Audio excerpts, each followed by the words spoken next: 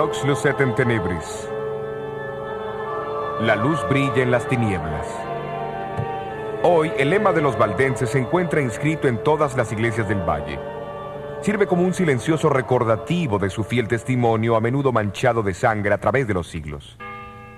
Sin embargo, el símbolo profético de la mujer en el desierto no solo se aplica a los valdenses, incluye a todos aquellos cuya fe en Dios y en su palabra los hizo contrariar las corrupciones y las falsas enseñanzas de la iglesia.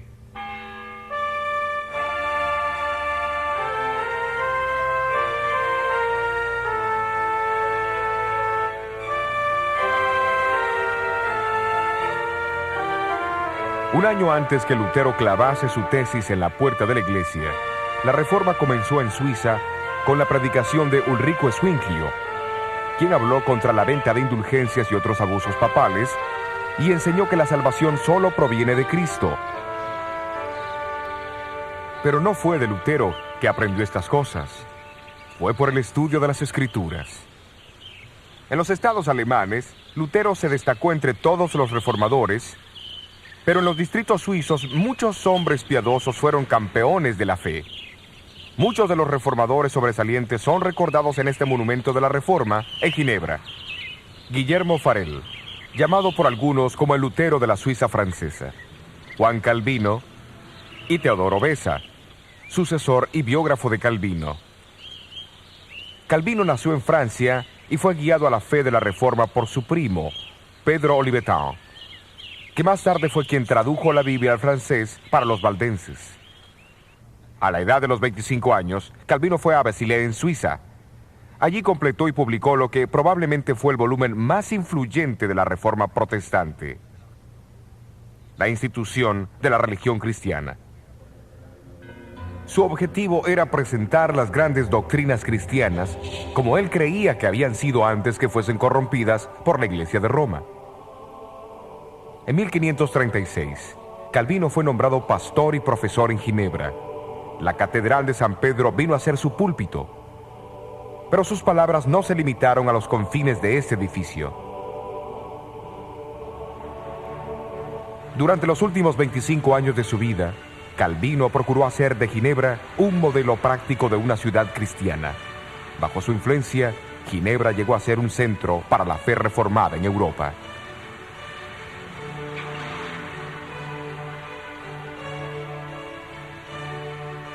Además, estableció un colegio en Ginebra que atrajo estudiantes de toda Europa.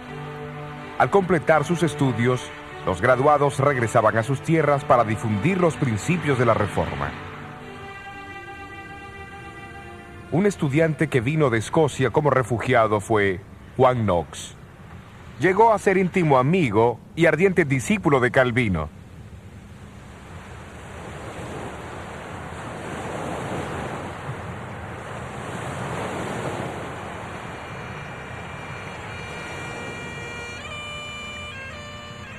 Como Pablo en el apedreamiento de Esteban, así Juan Knox sintió su llamado al observar el martirio del predicador escocés Jorge Wishart. Aquí al frente del castillo de San Andrés, las letras GW marcan el lugar donde Wishart fue quemado en la hoguera en 1546. Más tarde Knox regresó a Escocia y vino aquí a San Andrés, centro eclesiástico de Escocia en el siglo XVI. Su catedral era una de las más grandes del cristianismo. Durante ese primer año, los habitantes del castillo invitaron a Knox para que fuese su predicador.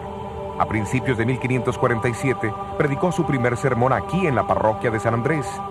Esto marcó el comienzo de la Reforma en Escocia.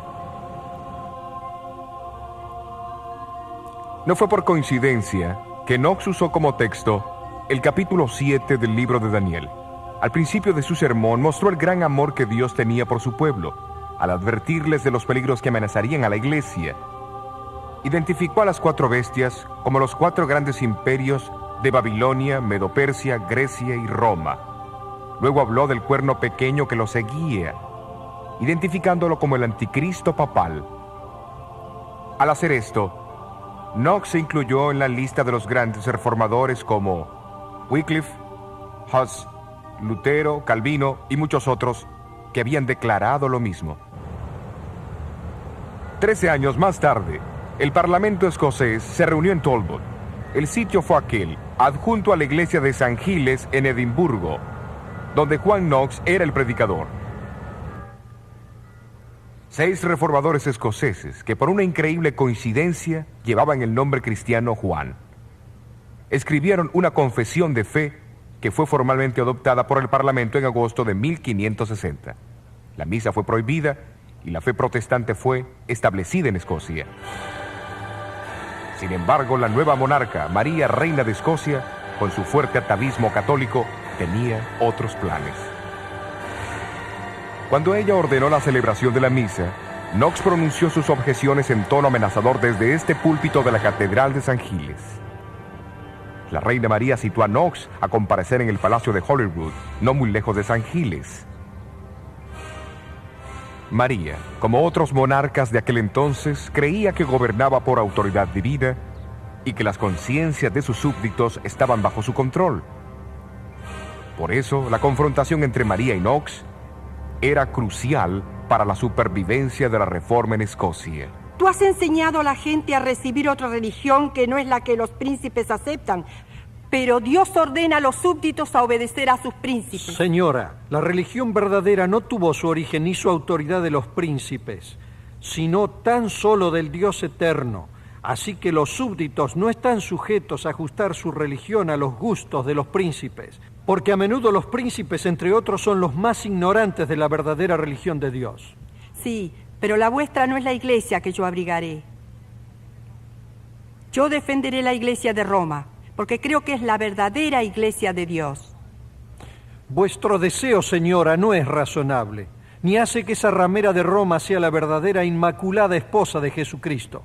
La iglesia de Roma se ha apartado de la religión que los apóstoles enseñaron y establecieron. Mi conciencia no lo dice así. La conciencia, señora, requiere conocimiento, y temo que su majestad no lo posee. Tú interpretas las escrituras de una manera, y ellos la interpretan de otra. ¿A quién debo creer? ¿Y quién será el juez? Su majestad deberá creer en Dios, que habla claro en su palabra. Si la oscuridad existe en alguna parte, el Espíritu Santo explica lo mismo en otros lugares con más claridad, para que no quede ninguna duda, a menos que uno sea un ignorante obstinado.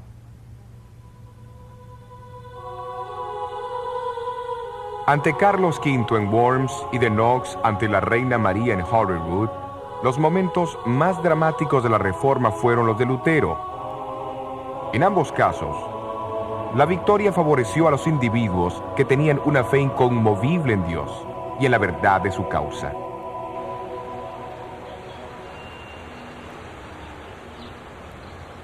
El conflicto espiritual continuó en toda Europa en el siglo XVI.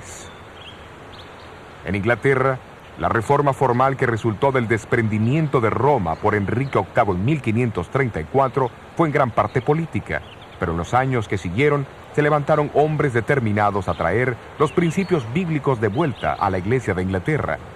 Esto no ocurriría sin una gran oposición. María Tudor, la hija de Enrique, asumió el trono en 1553 e inmediatamente decidió restituir Inglaterra a la Iglesia romana. Durante su reinado de 5 años, unos 300 protestantes fueron quemados en la hoguera. La descripción de la Iglesia por Juan, desde el tiempo de la cruz en adelante, pinta al pueblo de Dios como siendo acusado por Satanás y soportando gran sufrimiento hasta la misma muerte. Aquí en este patio está el monumento a los mártires. Registra más de 18,000 mártires de Jesucristo. Cerca de 100 de ellos fueron ejecutados en Edimburgo y la gran mayoría están sepultados aquí. Pero luego Juan añade las siguientes palabras de triunfo en Apocalipsis 12:11. Y ellos le han vencido por la sangre del Cordero y por la palabra de su testimonio, y no han amado sus vidas hasta la muerte. Hubo 3 hombres en Inglaterra, cuyo martirio puede representar a todos aquellos que no huyeron de la muerte durante los largos años de persecución.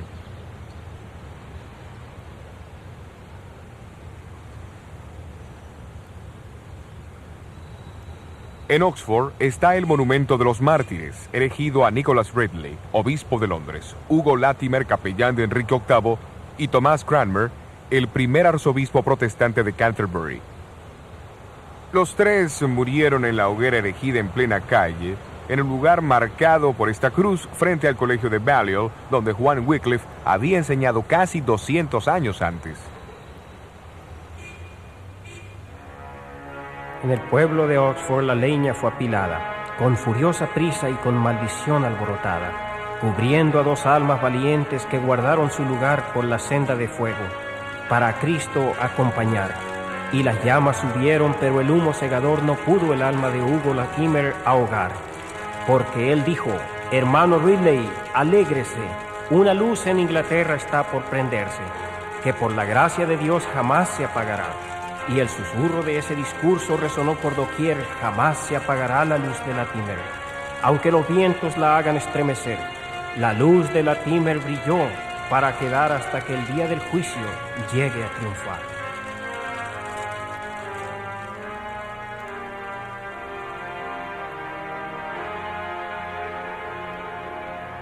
Y así tuvo que ser. Al cabo de 3 años, María Tudor murió y la reina Isabel I ascendió al trono, despuntando el amanecer del siglo de oro en Inglaterra. Ella se propuso con tanta diligencia devolver Inglaterra a los caminos de su padre, que los poderes católicos de Europa comenzaron a planear su derrocamiento. Felipe II, hijo de Carlos V, organizó la fuerza invasora más grande que el mundo haya conocido, la Armada Invencible. A fines de julio de 1588, los observadores situados en las partes altas del puerto de Plymouth vieron por primera vez los 130 barcos que navegaban por el canal. Bajo el comando del caballero Francisco Drake, la flota inglesa confrontó al enemigo, aunque inferior en número y armamento. En una serie de batallas durante los 10 días siguientes, los barcos ingleses más pequeños causaron grandes estragos entre los pesados galeones de España.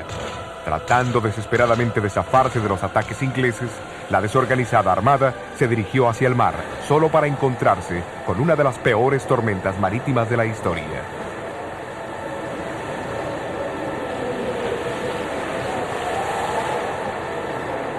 Sacudida a lo largo de la costa de Noruega y arrojada contra las rocas de las islas Shetlands, Orcadas y Hebridas, e impelida nuevamente hacia el sur a Irlanda, la armada huía aunque nadie la perseguía. De los 30.000 hombres a bordo, apenas 10.000 regresaron a España. Felipe II y los reinos católicos quedaron atónitos.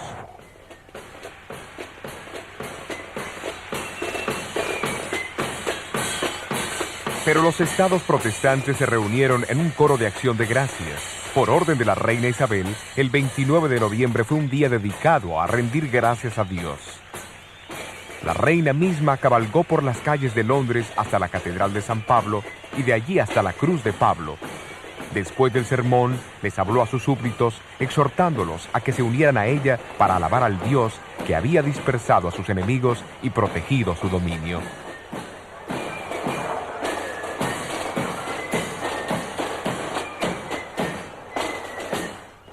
Aquí en Plymouth, en el monumento que conmemora la escena de la Armada, aparecen grabadas estas palabras enigmáticas. Él sopló con sus vientos y ellos fueron dispersos. La partida del Mayflower en 1620, desde Plymouth, Inglaterra, con tantas personas a bordo, fue muy diferente de los eventos de 1588, cuando la Armada española navegaba por ese lugar. Esto también está relacionado con la saga de la mujer vestida de sol. Durante el último período del trono de la reina Isabel, la población se dividió entre aquellos que permanecieron leales a la Iglesia oficial de Inglaterra y aquellos que deseaban que la reforma de la Iglesia continuase basada en la autoridad de las Escrituras. Conocidos como puritanos y separatistas, estos no conformistas fueron finalmente perseguidos por sus creencias y muchos de ellos emigraron hacia Holanda. Entre estos estaban los primeros peregrinos, que navegaron a bordo del Mayflower desde Holanda por el puerto de Plymouth, con destino al Nuevo Mundo. Cuando los puritanos se separaron de la iglesia inglesa, se habían comprometido solemnemente a caminar juntos en todos los caminos de Dios que ya conocían o que irían a conocer. Esta era la razón vital del protestantismo.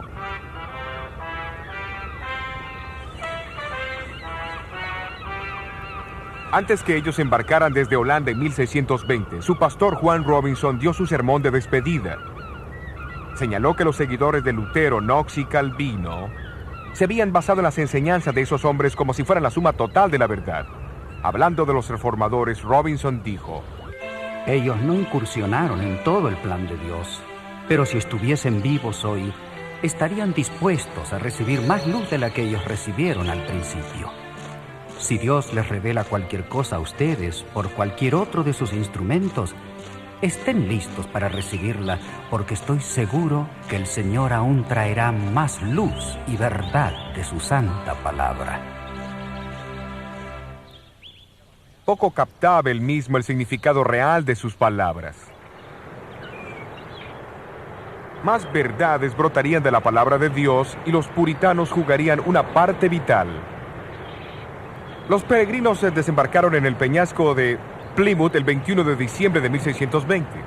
Ellos fueron los primeros entre muchos miles de puritanos que en el siglo XVII emigraron al Nuevo Mundo y trajeron con ellos creencias que a su debido tiempo contribuirían al levantamiento de un movimiento religioso que circundaría el globo.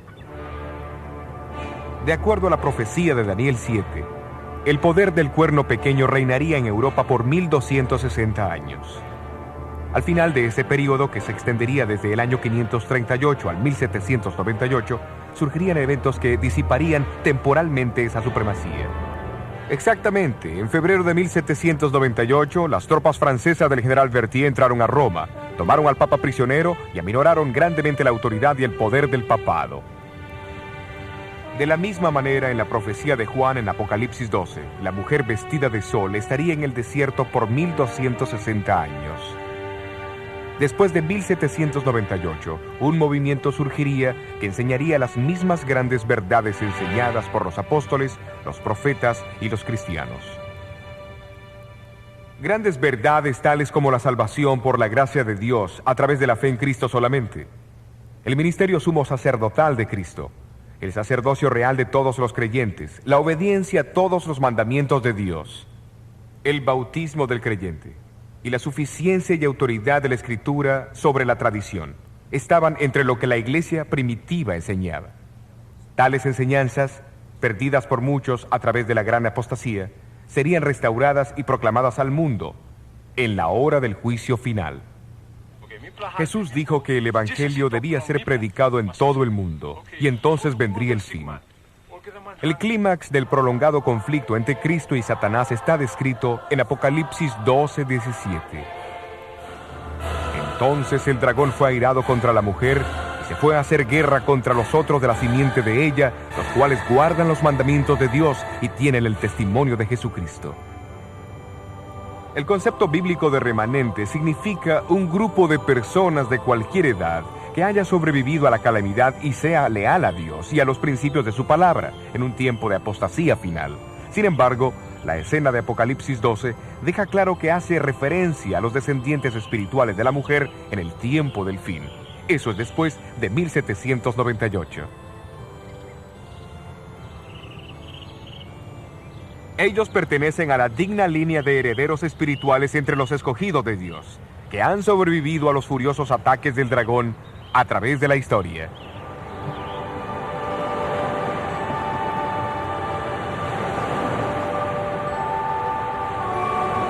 Entonces, la obra de la Reforma no termina con Lutero, con Knox, con los puritanos o con los primeros peregrinos que embarcaron hacia el Nuevo Mundo.